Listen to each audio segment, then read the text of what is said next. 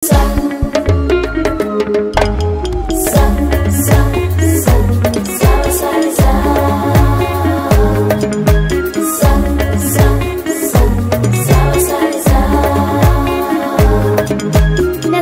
mu Uganda era nkulidde mu Uganda nalulungi wakune kwange donde yasalibwa mu nze Uganda yange era okujagala sasoma wabula butonde kankulamuseeko mama Uganda ekkula ly'Afrika bwakedde tweyagalira eno bbone kibalumire eri abatafuna kwebyo birungi Uganda byerina kwagala nnyo Uganda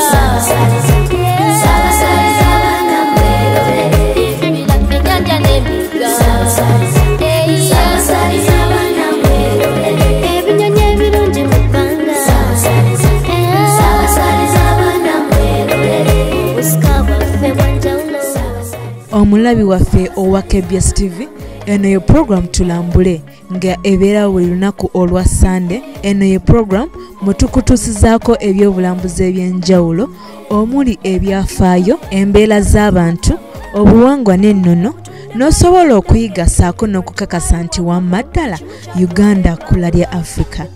Olunaku olwaleero mulambuzi munnange bwe tulambula ffenna negattaako nga tulambula ekkuumiro lino eriterekebwamu ebintu ebikadde ebyakozesebwanga nga Uganda ekyakozesa entambula y'eggaali y'omukka eriyitibwa The Railway Museum. Ekkuumiro lino ery'ebintu ebikadde lisangibwa mu kibuga ky'Ejjinja ku luguudo oludda e Uganda era nga lyatondebwawo mu mwaka gwa 1928.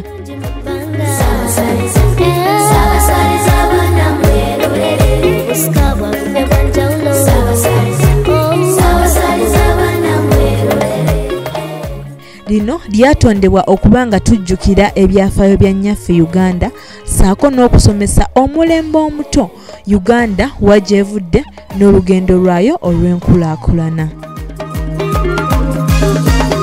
Tutunulira Action Falls National Park gye tugenda okulambula nga 24 November. Game park eno yemu kuzisinga obukadde wamu n'obunene mu Uganda. Awatali tourism oba ebyobulambuzi tosobola laba bino ebintu ebirungi bye tulabye. Kati n'olwekyo tubalinze ennaku 29 banange mujje eyo ebadde nga 10% bye tulina wano, sina 10%, maybe nga 5%. Naye wali ebintu bingi, entuga gye ziri eyo, empologoma, antelopes nyingi, olabira ddala za muwendo nga 1,000, 200 osobola obbiraba ng'oli mu game drive.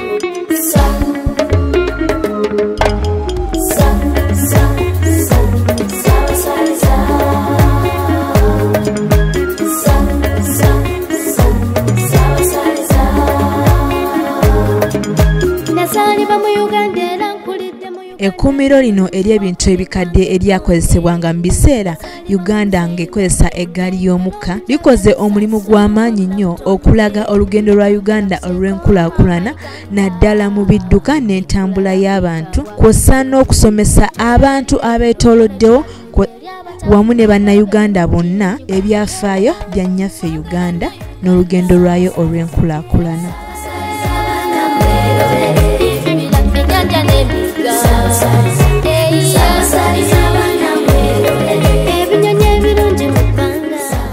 We are going to travel so many years back in time, and majorly being in the Railway Museum here is more of a recap of what happened 100 years back, 200 years back.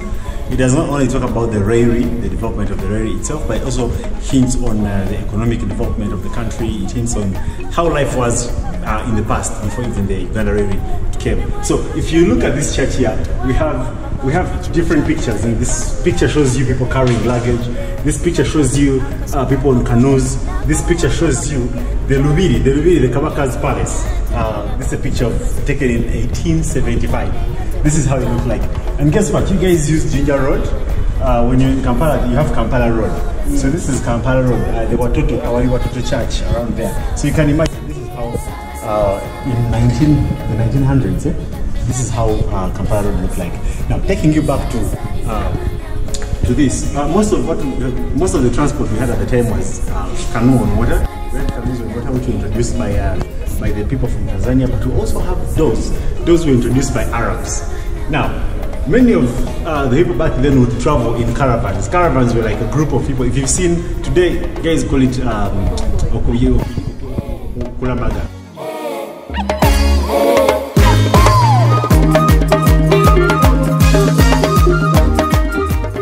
Okuzimbibwa kw'etterekero lino kwaddirira mu mwaka gwa 1895 mu mwezi gw'omunaana Abangereza we baakola endagaano ey'okuzimba eggaali y'omukka wano mu mawanga ga East Africa. The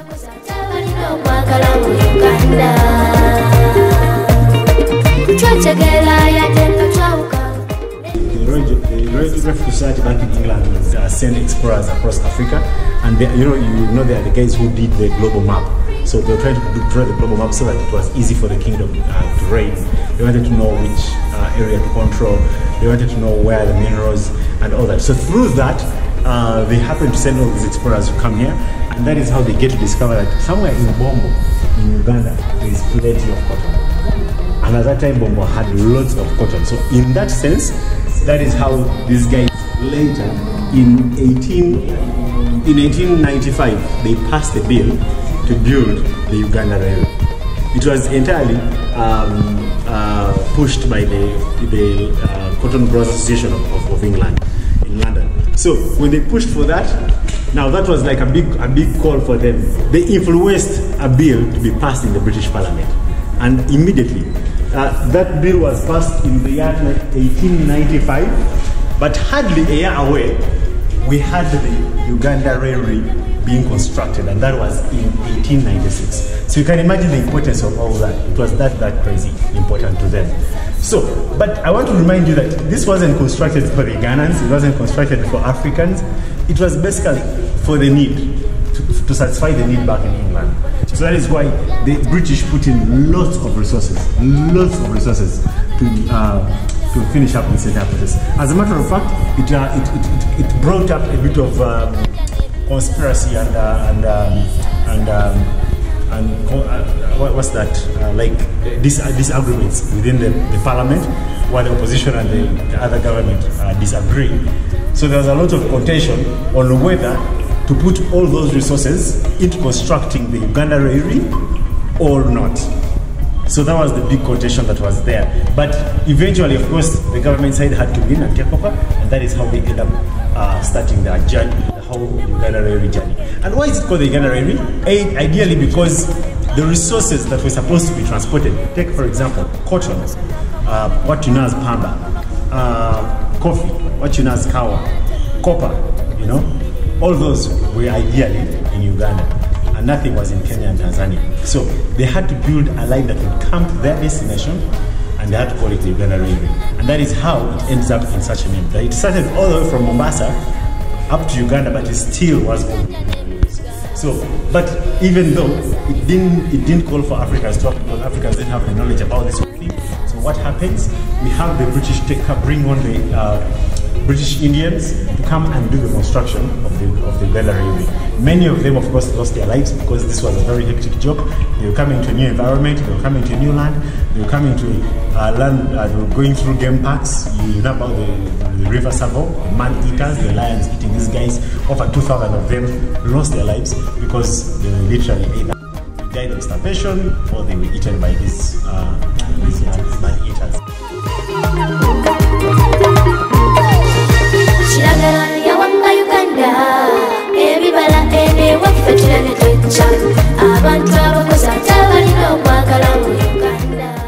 Okuzimbibwa kw'eggaali y'omukka eno kwatandikibwa ku mwalo e Mombasa ne kujja mu kkuumiro ly'ebisolo eryayitibwanga Isavo National Park mu ggwanga erya Kenya, ne kujja paka Kisumu, ne kweyongerayo ku mwalo e Luzira, ne kujja mu bitundu by'e Kalere mu Matuga paka e Bombo.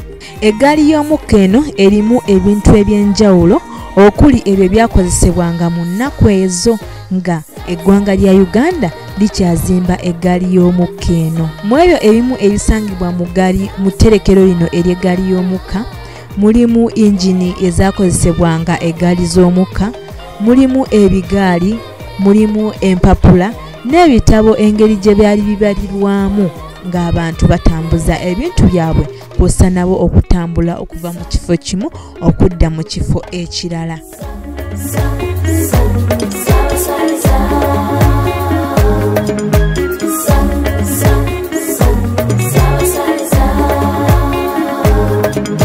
Nasaliba mu Uganda era nkulidde mu Uganda nalulungiwa ku neggwanga eddonde. Mu nnaku ezo eggaali y'omukka eno yatambuzanga abantu ab'enjawulo okwetoolola ebuvanjuba bwa Africa nga batambuza ebirime omwabeeranga emmwanyi, cloves, pamba, menyeki, ndekeki. Mulambuzi munnange we tulambula ffenna mu mwaka gwa 1903 Abangereza omuli omwami Christian Barrop omu ku abo abaasooka okuleeta wano ekirime ekya pamba baleeta era ne bakitumbula nnyo mu biseera ebyo omwali omulimu gw'okugaba ensawo z'ensigo za pamba ezawererako ddala 62 eri bannansi ba Uganda okusobola okuba nga bayiga okuba nga balima ekirime kino ekya pamba. Mu myaka egyaddirira Uganda eno yatandika okuba nga ekirime kino ekya pamba kyekyali ekirime ekikulu bannansi mwe bajjanga ssente. Mpaka mu mwaka gwa mu myaka gya 1930 eyo bannayuganda we batandika okukakibwa okulima ekirime kino ekya pamba basobole okuba nga basasula emisolo egyali gibawoozebwako.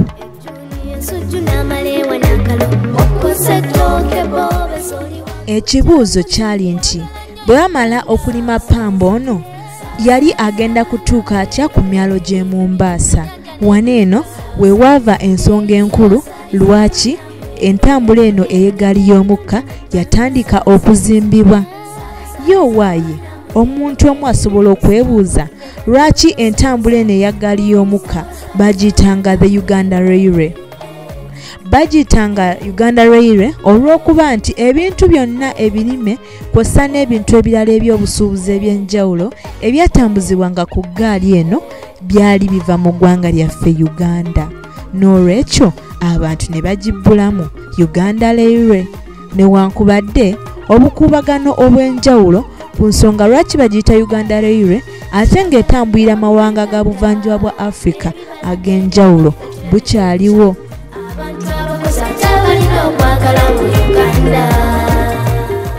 Wano mu Uganda oluguudo lw'eggaali y'omukka ebiseera ebyo lwatandikibwanga mu kitundu ekyayitibwanga Bombo n'olunaku lwaleero kikyayitibwa Bombo. Eno nga pamba gye yasingibwa okuba ng'alima ne lweyongerayo mu kitundu ky'e Kaleere ne lutuuka e Luzira wano nga ekidyeri we kyajjanga pamba oyo okuba nga kimwongerayo mu ggwanga erya Kenya okutuuka ku mwalo asobole okuba nga atambuzibwa paka mu mawanga ga Bungereza. Ng'omulambuzi waffe olunaku olwaleero bw'atunnyonnyola.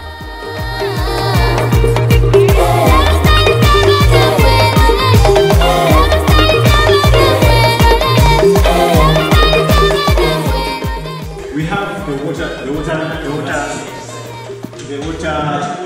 routes that I was showing you. Now the green shows you the train line and the red shows you the road transport. So what the British did is they interconnected all the entire system. So you could pay for one ticket, you could just pay a ticket and move from Jinja to Tiara. So you move by train, go by ferry, and then go by road. And you are in Tiara, just at one. So it was integrated, like just get to where you want to go. And so this is the line from Kasese. That is where it's supposed to be. This is the Bombo line, the Akalere. And then now this is the Usoga line, this triangle here. So we have Musakali here, Usembati and Jini, via Mulamuti. And then the Toro line which extended to 61. So, but just one more important thing maybe that I can reckon here is that in 77, around the fall out of the East African railways and harbors, when the East African communities falls apart, by then Amin was the president. So what happens? Today Kenya has a ferry called Uhuru. Tanzania has a ferry, a wagon ferry called Umoja to mean peace. Now, Uhuru and Umoja were given to both these countries, and they would come to Jinja because they were they were basically getting products from Uganda and taking them to the export points. Now, it ideally means Uganda didn't have any vessel. So at the time the fallout happens, Kenya retains its Uhuru, Tanzania retains its Umoja, and Uganda remains with none. So, being the kind of president he was, Idi Amin orders for the making of 5 exact similar vessels. Now, when he orders for the making of that is where we have MV Pamba, to mean cotton, because cotton was being a cash crop, and then also coffee, Kawa, MV Kawa. So MV Pamba and MV Kawa still existent today. But also, he gets one named MV Kabaleka, the one that sank, collided with MV Kawa sank. Now, the reason for naming it MV Kabaleka was because, he always claimed to be the conqueror of the British Empire. And he kind of didn't really admit to the British rule. So whoever didn't admit to the British rule was like an ally or a friend to him.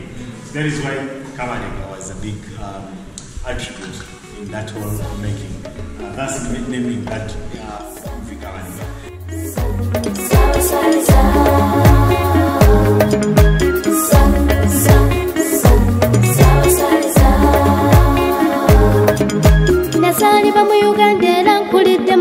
Awatali tourism oba ebyobulambuzi tosobola laba ebintu ebirungi bye tulabye. Kati n'olwekyo tubalinze ennaku 29 banange mujje eyo ebadde nga 10% bye tulina wano, sina 10%, maybe nga 5%. Naye wali ebintu bingi, entuga gye ziri eyo, empologoma, antelopes nyingi, olabira ddala za muwendo nga 100, 200, osobola obbiraba ng'oli mu game drive. Yazalibwa mu nsi Uganda yange, era okujagala sasoma wabula butonde. Kankulamuseko mama. Eggaali y'omukka eno ng'ezimbibwa, yazimbibwa abantu abaali Abangereza kw'ossa n'Abayindi, kubanga mu biseera ebyo abaddugavu batono nnyo abaalina amagezi ku nzimba y'eggaali y'omukka. Newankubadde Abangereza n'Abayindi bajja ne batandika okuzimba eggaali y'omukka eno, basanga ebizibu eby'enjawulo, omwali ekizibu ekikulu eky'okuliibwa empologoma ezasangibwanga mu kkuumiro ly'ebisolo erya Isavo National Park erisangibwa mu ggwanga erya Kenya. Ng'omulambuza waffe ow'olunaku olwaleero bw'atunnyonnyola.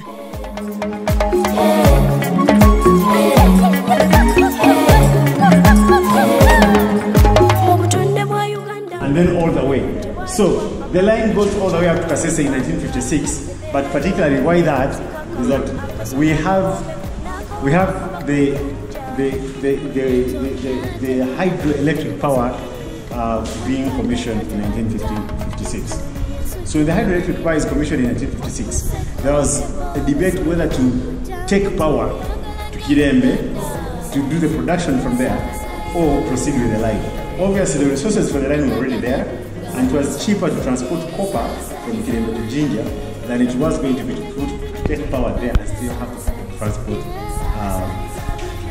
transport the copper, because that was going to make it very expensive. So just in our backyard, a few meters away, a few miles away, about 2 or 3, there was a copper smelting company called Chirembe Copper Smelting Company. So the copper was mined from Kasese in the Chirombe, which was later documented into Chirembe, and then brought to Jinja to Kirembe Copper Smelting Company, and it was smelted from here.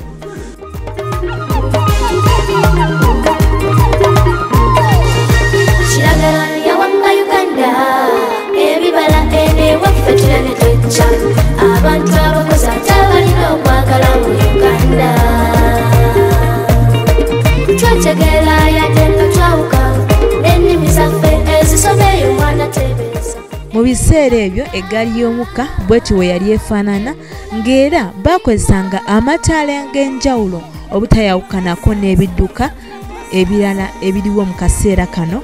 Baakozesanga ettaala lya sitima. Mu biseera ebyo ebitaala ebyakozesebwanga byabeeranga ne langi eya kiragala, eno yagamba nga tambula, nebeera ne langi eya kamyufu, ng'eno yategeezanga yimirira. Ng'omulambuza waffe bw'atunnyonnyola olunaku olwaleero. But these are lanterns. It's Tadova. You guys know Tadova, right? These are lanterns. So you know how the Tadova lights, right?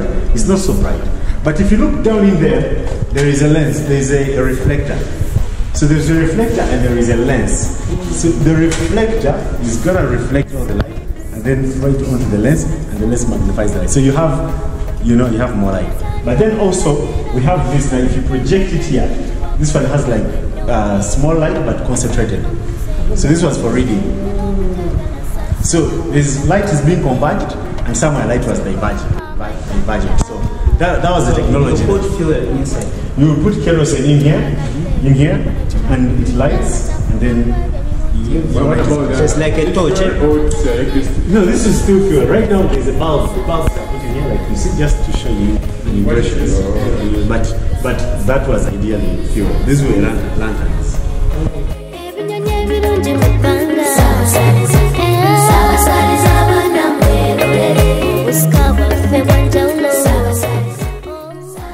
Mulambuzi munnange bwe tulambula ffenna, eryo lye libadde ekkuumiro ly'ebintu ebikadde ebyakozesebwanga mu biseera by'okuzimba eggaali y'omukka wano mu Uganda mu mwaka gwa 1928 bwe yatandikibwa okubanga ezimbibwa.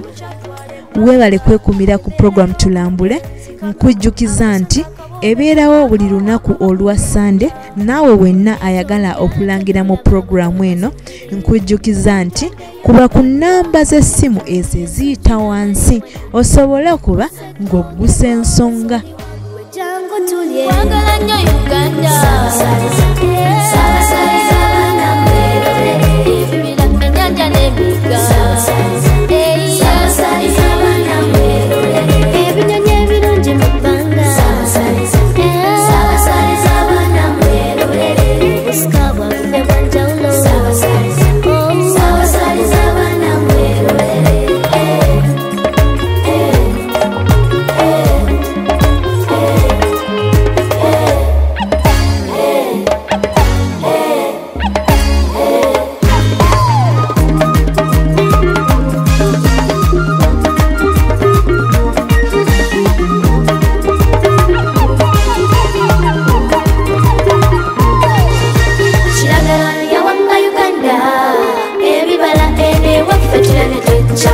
Abantu abakozi abalina okwagala mu Uganda.